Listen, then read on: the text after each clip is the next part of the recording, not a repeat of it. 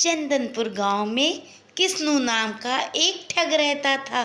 लोगों को बेवकूफ बनाकर और पट्टी पढ़ाकर वो धन ऐंठता रहता था और इस प्रकार अपने परिवार का भरण पोषण करता था। एक दिन वो अपने घर में बैठा हुक्का गुड़गुड़ा रहा था कि तभी उसकी पत्नी चंपा उसके पास आई और बोली, अजी सुनते हो, घर में अन्न का एक दाना भी नहीं बचा है। अगर आप फिर से कोई ठगी करके नहीं लाए तो कल खाना बनना भी मुश्किल हो जाएगा। इसलिए इस तरह यूं बैठे बैठे हुक्का मत गुड़गुड़ाइए, जाइए और कुछ धन कमा के लाइए। अब तो किस्नू के दिमाग में चलने लगा कि इस बार वो कौन सा खेल रचाए, कैसे लोगों को बेवकूफ़ बनाकर धन कमाए। तभी उसकी नज़र घर में रखे आले में एक पीतल की छोटी सी मूर्ति पे गई। मूर्ति को देखकर उसे एक तरकीब सूझी। उसने वो मूर्ति उठाई और अपने गांव के सुनार के यहाँ चल पड़ा। रास्ते भर वो यही सोचता रहा कि अब वो किसे ठगे। गांव के लोग तो उसकी आदतों से परिचित हो गए थे, वो तो उसके झांसे में आते नहीं थे। जरूर उसे गांव से बाहर जाकर किसी को ठगना पड़ेगा। सेठ धनीराम के पास पहुंचकर उसने कहा, भैया मेरी इस पीतल की मूर्ति पे सोने का पानी चढ़ा दो। धनीराम उसकी आदतों से परिचित था, इसीलिए उसने कहा, क्या बात है किस्नू, अब किसी को ठगने को सोच रहे हो? तब किस्नू बोला, अरे नहीं नहीं भैया, ऐसी कोई बात नहीं है। ठगी का धंधा तो मैंने बहुत पहले ही छोड़ दिया है। असल में मेरी ये मूर्ति काफ़ी गंदी हो गई है, इसीलिए सोचा इस पे सोने का पानी फिरवा लूँ तो देखने में खूबसूरत लगने लगेगी। धनीराम ने मूर्ति के ऊपर सोने का पानी चढ़ा दिया। अब तो मूर्ति देखने में बिल्कुल सोने की ही लग रही थी। मूर्ति को जेब में रखा और वो नगर की तरफ चल दिया, क्योंकि इस गांव में तो सभी उसकी आदतों से परिचित थे। अभी वो कुछ ही दूर चला था कि उसकी नज़र सामने से एक व्यक्ति पे पड़ी जो अपने सर पे घी का कनस्तर रखे हुए आ रहा था। किस्नू ने उसे ही बेवकूफ़ बनाने को सोचा। अरे भाई, आप क्या बेच रहे हो? नज़दीक आने पर किस्नू ने उससे पूछा। भाई, गाय का शुद्ध देसी घी है। अरे भाई, तब तो भगवान ने ही तुम्हें मेरे पास भेजा है। असल में मेरी पत्नी की तबीयत ठीक नहीं है। वैद्य जी ने गाय का शुद्ध घी खाने को कहा है। मैं भी उसी के तलाश में था। क्या तुम अपना ये घी मुझे दे सकते हो? हाँ हाँ, क्यों नहीं भाई, मैं तो घी बेचने ही निकला हूँ। बोलो, तुम इस घी की क्या कीमत दोगे? तब किस्नू ने कहा, मेरे पास इस समय धन तो है नहीं, मगर ये सोने की मूर्ति है। अगर तुम चाहो तो इस मूर्ति के बदले मुझे अपना ये देसी घी दे सकते हो। मूर्ति देखकर वो व्यक्ति आश्चर्य में पड़ गया। उसने सोचा, कितना मूर्ख आदमी है ये, जो इतनी खूबसूरत और बहुमूल्य मूर्ति वो घी के बदले में दे रहा है। असल में वो व्यक्ति भी बिरजू नाम का एक ठग ही था। अब किस्नू और बिरजू दोनों अपनी अपनी अक्लमंदी पे बहुत खुश थे। फिर दोनों आपस में बात करने लगे। किस्नू ने पूछा, तुम्हारा नाम क्या है भैया, और तुम कहाँ रहते हो, ताकि भविष्य में मुझे कभी गाय के घी की आवश्यकता पड़े तो मैं तुमसे ही खरीद लिया करूं। तब उसने कहा, मेरा नाम बिरजू है और मैं गंगापुर गांव में रहता हूं।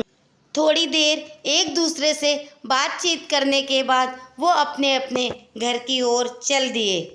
किस्नू रास्ते भर यही सोचता रहा कि वो इस घी में से थोड़ा सा घी अपने घर में खर्चे के लिए रखकर बाकी का घी बाजार में बेचकर उचित धन कमा लेगा। घर आकर उसने चंपा को पूरी बात बताई और अपनी अक्लमंदी पे बहुत खुश हुआ। फिर वो चंपा से बोला, जा चंपा, जल्दी से मेरे लिए भोजन बना लाओ, बड़ी भूख लगी है। जब किस्नू भोजन करने बैठा तो वो बोला, अरे क्या सूखी रोटी लाई हो, अब तो मैं बहुत सारा घी ले आया हूँ, इन रोटियों को अच्छे से चुपड़ दो और सब्जी में भी बहुत सा घी डाल दो। जब चंपा घी निकालने गई तो उसने देखा कि घी के कनस्तर में ऊपर बस थोड़ा सा घी है, अंदर तो मिट्टी भरी हुई है। यह देख चंपा ने सारी बात किस्नू को बताई और फिर हंस के बोली, ये तो खूब रही, एक ठग को आखिर दूसरा ठग तो मिला। तुम्हें तो अपनी अक्लमंदी पे बहुत गर्व था, देख लिया ना, तुमसे अक्लमंद लोग भी इस दुनिया में हैं। इधर वो मूर्ति लेकर बिरजू अपने घर गया और अपनी पत्नी पोली को दिखाते हुए बोला, देख आज मैं सोने की मूर्ति लेके आया हूँ, तेरा बहुत दिन से गहने पहनने का मन है, कल तू उसे लेकर सुनार की दुकान पे जाना और इसे बेचकर अपने लिए सुंदर सुंदर गहने खरीद लेना। इतना सुनकर भोली बहुत खुश हुई, उसे तो खुशी के मारे रात में नींद भी नहीं आई। उसने सोचा जल्दी ही सुबह हो और वो ये मूर्ति लेकर जाए और फिर अपने मनपसंद गहने लेकर आए। सुबह मूर्ति लेकर भोली सुनार के दुकान पे गई और बोली, इसे बदलकर सोने के गहने दे दीजिए।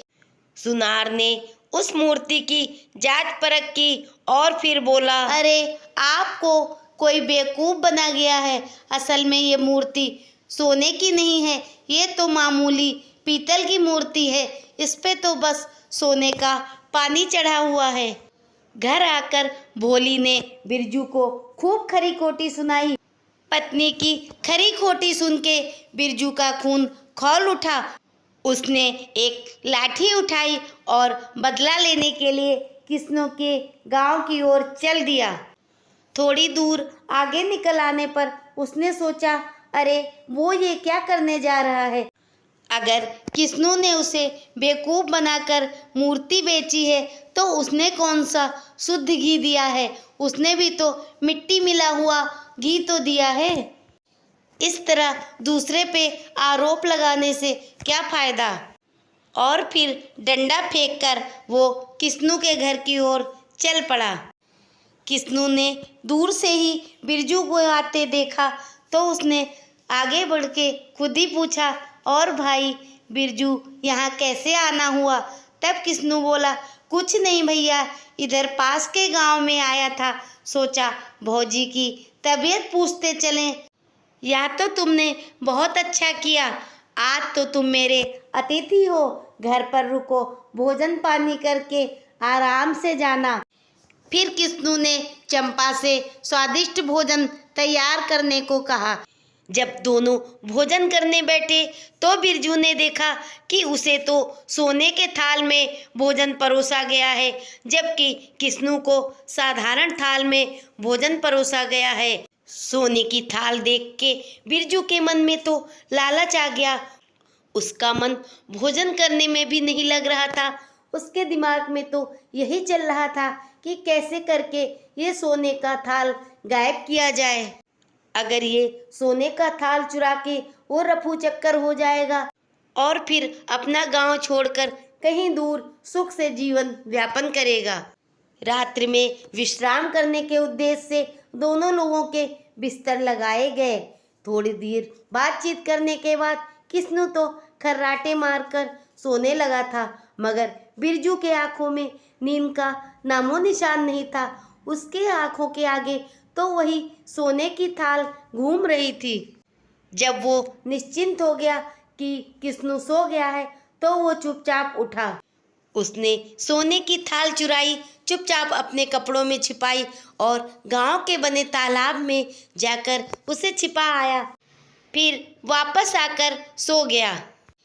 इधर किस्नू भी कोई मूर्ख थोड़ी ना था, वो भी मंझा हुआ खिलाड़ी था। उसने जानबूझकर ये चाल चली थी। वास्तव में वो देखना चाहता था कि बिरजू कितना अक्लमंद और ठगी के काम में माहिर है। इसलिए बिरजू के सो जाने के बाद वो चुपचाप उठा।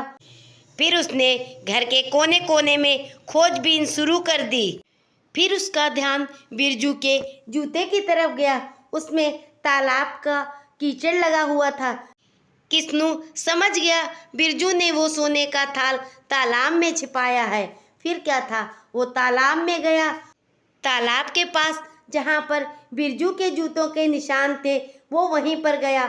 वहीं उसे अपनी सोने की थाल मिल गई। वो चुपचाप घर आया और सोने की थाल छिपाकर आराम से सो गया। सुबह उठकर जल्दी ही बिरजू अपने घर वापस जाना चाहता था, मगर किस्नू बोला, अरे तुम तो मेरे अतिथि हो, इतनी जल्दी जाने के क्या है, दोपहर को भोजन करके जाना। इस तरह किस्नू के बार बार आग्रह करने पर न चाहते हुए भी बिरजू भोजन करने के लिए तैयार हो गया। दोपहर में जब भोजन परोसा गया तो बिरजू को ये देखकर बहुत आश्चर्य हुआ कि फिर से उसे सोने की थाल में भोजन परोसा गया है। तब उसने किस्नू से कहा, भाई बुरा मत मानना, तो क्या तुम बता सकते हो तुम्हारे घर में ऐसे सोने के कितने थाल हैं? किस्नू मुस्कुराया और बोला, वही एक थाल है जिसे तुम कल तालाब में छिपा आए थे। इतना सुनकर बिरजू सन्न रह गया। उसकी चालाकी पर तो पानी फिर गया था। भोजन करने के उपरांत किस्नू ने कहा, देखो भाई बिरजू, हम दोनों की ही रोजी रोटी ये ठगी का धंधा है। इस तरह हम दोनों आपस में एक दूसरे को ठगते रहेंगे तो कैसा काम चलेगा? क्यों ना हम दोनों मित्र बन जाएं और परदेश में चलकर कोई लंबा हाथ मारे। बिरजू को किस्नू का ये सुझाव बहुत पसंद आया। फिर क्या था, दोनों ने एक नया रूप धरा। किस्नू नगर सेठ बना और बिरजू उनका मुनीम बना। भेष बदलकर दोनों एक अनजान दिशा की ओर चल दिए। चलते चलते अपने गांव से वो काफ़ी दूर निकल आए थे। जब वो दोनों एक नगर में पहुँचे तो उन्हें एक बहुत ही शानदार हवेली दिखाई दी। हवेली की सुंदरता देखते हुए दोनों के कदम उधर ही बढ़ गए। हवेली में काफ़ी भीड़ भाड़ लग रही थी। फिर किस्नू ने खेलते हुए बच्चों से पता लगाया तो पता चला कि यहाँ के नवाब साहब की मृत्यु कुछ ही दिन पहले हुई है। उसी सिलसिले में लोग दुख प्रकट करने आ जा रहे हैं। किस्नू ने एक योजना बनाई और उसके तहत बिरजू को वहीं रोककर खुद हवेली की ओर चल पड़े।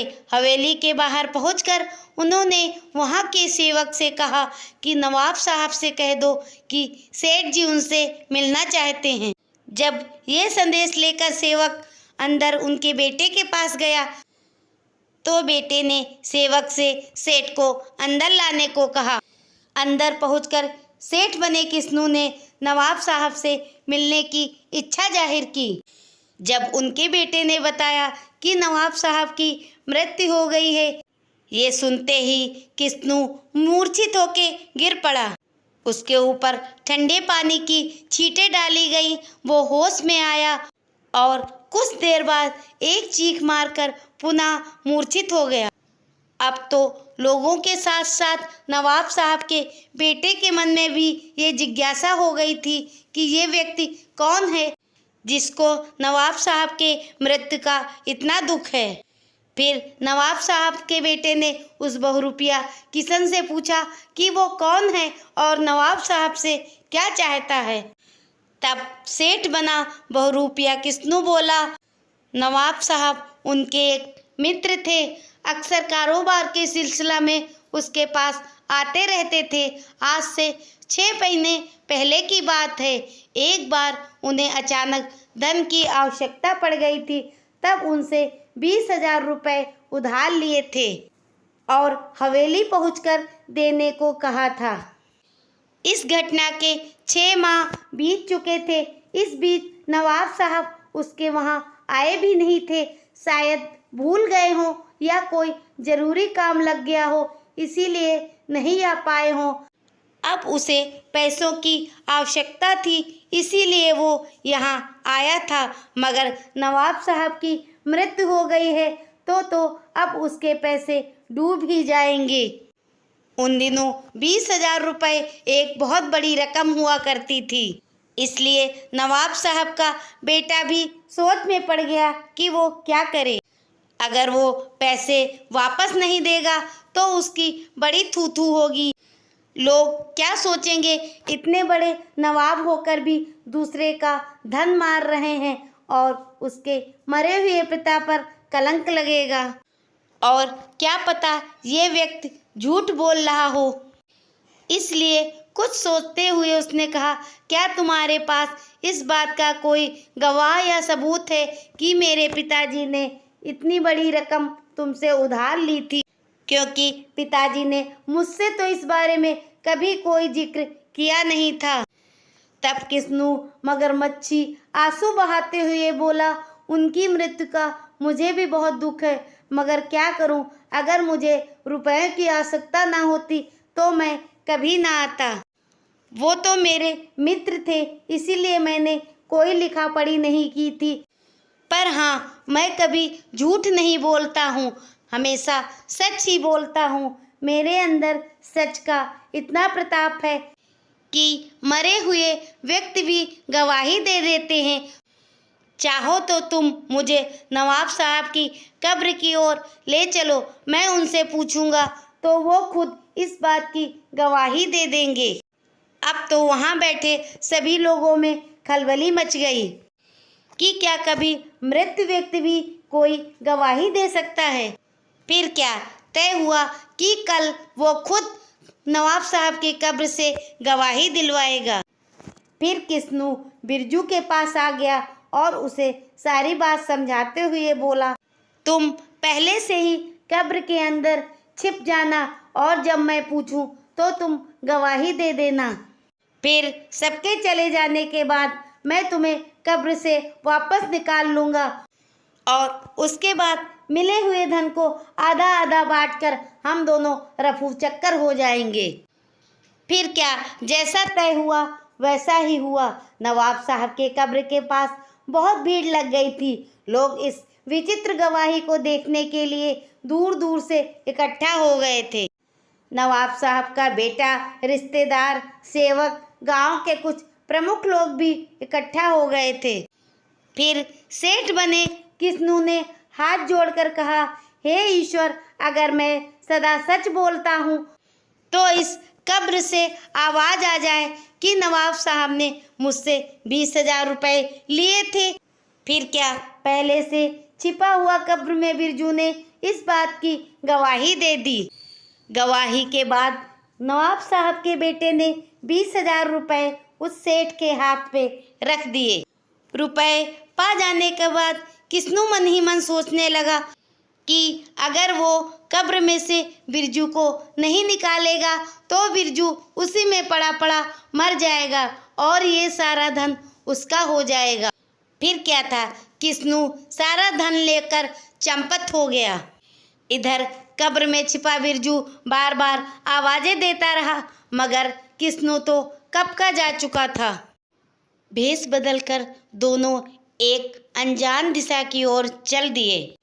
चलते चलते अपने गांव से वो काफ़ी दूर निकल आए थे। जब वो दोनों एक नगर में पहुँचे तो उन्हें एक बहुत ही शानदार हवेली दिखाई दी। हवेली की सुंदरता देखते हुए दोनों के कदम उधर ही बढ़ गए। हवेली में काफ़ी भीड़ भाड़ लग रही थी। फिर किस्नू ने खेलते हुए बच्चों से पता लगाया तो पता चला कि यहाँ के नवाब साहब की मृत्यु कुछ ही दिन पहले हुई है। उसी सिलसिले में लोग दुख प्रकट करने आ जा रहे हैं। किस्नू ने एक योजना बनाई और उसके तहत बिरजू को वहीं रोककर खुद हवेली की ओर चल पड़े। हवेली के बाहर पहुंचकर उन्होंने वहां के सेवक से कहा कि नवाब साहब से कह दो कि सेठ जी उनसे मिलना चाहते हैं। जब ये संदेश लेकर सेवक अंदर उनके बेटे के पास गया तो बेटे ने सेवक से सेठ को अंदर लाने को कहा। अंदर पहुंचकर सेठ बने किस्नू ने नवाब साहब से मिलने की इच्छा जाहिर की। जब उनके बेटे ने बताया कि नवाब साहब की मृत्यु हो गई है ये सुनते ही किस्नू मूर्छित होके गिर पड़ा। उसके ऊपर ठंडे पानी की छींटें डाली गई। वो होश में आया और कुछ देर बाद एक चीख मारकर पुनः मूर्छित हो गया। अब तो लोगों के साथ साथ नवाब साहब के बेटे के मन में भी ये जिज्ञासा हो गई थी कि ये व्यक्ति कौन है जिसको नवाब साहब के मृत्यु का इतना दुख है। फिर नवाब साहब के बेटे ने उस बहुरूपिया किशन से पूछा कि वो कौन है और नवाब साहब से क्या चाहता है। तब सेठ बना बहुरूपिया किस्नू बोला, नवाब साहब उनके एक मित्र थे, अक्सर कारोबार के सिलसिला में उसके पास आते रहते थे। आज से 6 महीने पहले की बात है। एक बार उन्हें अचानक धन की आवश्यकता पड़ गई थी। तब उनसे 20,000 रुपये उधार लिए थे और हवेली पहुंचकर देने को कहा था। इस घटना के 6 माह बीत चुके थे। इस बीच नवाब साहब उसके वहां आए भी नहीं थे। शायद भूल गए हों या कोई ज़रूरी काम लग गया हो, इसीलिए नहीं आ पाए हों।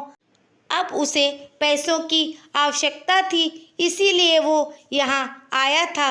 मगर नवाब साहब की मृत्यु हो गई है तो अब उसके पैसे डूब ही जाएंगे।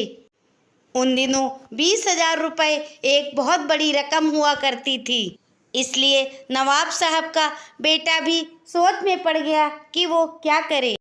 अगर वो पैसे वापस नहीं देगा तो उसकी बड़ी थू-थू होगी। लोग क्या सोचेंगे, इतने बड़े नवाब होकर भी दूसरे का धन मार रहे हैं और उसके मरे हुए पिता पर कलंक लगेगा। और क्या पता ये व्यक्ति झूठ बोल रहा हो। इसलिए कुछ सोचते हुए उसने कहा, क्या तुम्हारे पास इस बात का कोई गवाह या सबूत है कि मेरे पिताजी ने इतनी बड़ी रकम तुमसे उधार ली थी? क्योंकि पिताजी ने मुझसे तो इस बारे में कभी कोई जिक्र किया नहीं था। तब किस्नू मगरमच्छी आंसू बहाते हुए बोला, उनकी मृत्यु का मुझे भी बहुत दुख है, मगर क्या करूं? अगर मुझे रुपए की आवश्यकता ना होती तो मैं कभी ना आता। वो तो मेरे मित्र थे, इसीलिए मैंने कोई लिखा पढ़ी नहीं की थी। पर हाँ, मैं कभी झूठ नहीं बोलता हूँ, हमेशा सच ही बोलता हूँ। मेरे अंदर सच का इतना प्रताप है कि मरे हुए व्यक्ति भी गवाही दे देते हैं। चाहो तो तुम मुझे नवाब साहब की कब्र की ओर ले चलो, मैं उनसे पूछूंगा तो वो खुद इस बात की गवाही दे देंगे। अब तो वहाँ बैठे सभी लोगों में खलबली मच गई कि क्या कभी मृत व्यक्ति भी कोई गवाही दे सकता है। फिर क्या तय हुआ कि कल वो खुद नवाब साहब की कब्र से गवाही दिलवाएगा। फिर किस्नू बिरजू के पास आ गया और उसे सारी बात समझाते हुए बोला, तुम पहले से ही कब्र के अंदर छिप जाना और जब मैं पूछूं तो तुम गवाही दे देना। फिर सबके चले जाने के बाद मैं तुम्हें कब्र से वापस निकाल लूँगा और उसके बाद मिले हुए धन को आधा आधा बांटकर हम दोनों रफू चक्कर हो जाएंगे। फिर क्या, जैसा तय हुआ वैसा ही हुआ। नवाब साहब के कब्र के पास बहुत भीड़ लग गई थी। लोग इस विचित्र गवाही को देखने के लिए दूर दूर से इकट्ठा हो गए थे। नवाब साहब का बेटा, रिश्तेदार, सेवक, गांव के कुछ प्रमुख लोग भी इकट्ठा हो गए थे। फिर सेठ बने किस्नू ने हाथ जोड़कर कहा, हे ईश्वर, अगर मैं सदा सच बोलता हूँ तो इस कब्र से आवाज़ आ जाए कि नवाब साहब ने मुझसे 20,000 रुपये लिए थे। फिर क्या, पहले से छिपा हुआ कब्र में बिरजू ने इस बात की गवाही दे दी। गवाही के बाद नवाब साहब के बेटे ने 20,000 रुपये उस सेठ के हाथ पे रख दिए। रुपए पा जाने के बाद किस्नू मन ही मन सोचने लगा कि अगर वो कब्र में से बिरजू को नहीं निकालेगा तो बिरजू उसी में पड़ा पड़ा मर जाएगा और ये सारा धन उसका हो जाएगा। फिर क्या था, किस्नू सारा धन लेकर चंपत हो गया। इधर कब्र में छिपा बिरजू बार बार आवाजें देता रहा, मगर किस्नू तो कब का जा चुका था।